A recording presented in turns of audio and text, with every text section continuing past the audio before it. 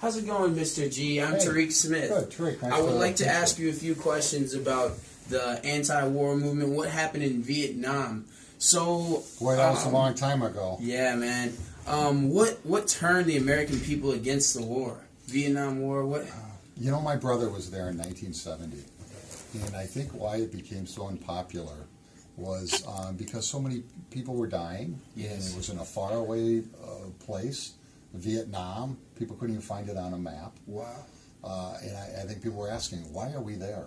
Absolutely. And I think too, it really came down to the people who were doing the fighting were poor whites and blacks from the inner cities. Yes. That's who was going over there and fighting this war. Okay. And who were there any famous people that went through this war? Anyone that you have in mind? Well, you know, my brother was there, and he joined, and he was 17 when he joined. I remember my mom had to sign a piece of paper. Oh yeah. Because he wasn't going to school, and he was kind of off into trouble. Okay. Yeah. And the draft. How did the draft work?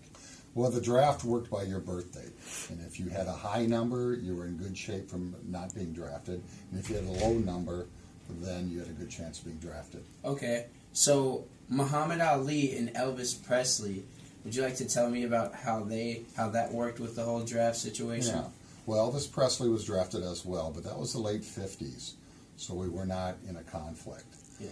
Muhammad Ali was the world boxing champion. Yeah. And he was drafted, and he didn't want to go. He said, I have no problem with those people over there. Mm-hmm. I'm not going. I'm a pacifist.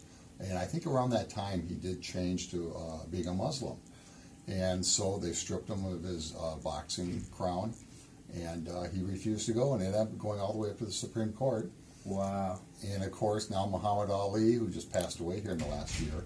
Great. But, you know, he's considered a legend because he stood up for his principles. Yes. Also, how did people find out about, how did they find out the jobs? You know, there wasn't a lot of training.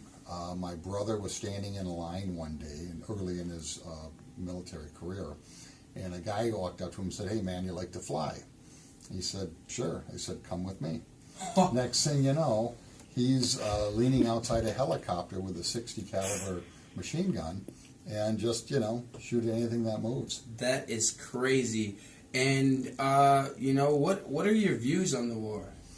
You know, at the time, I was proud of my brother, and you're proud of the military.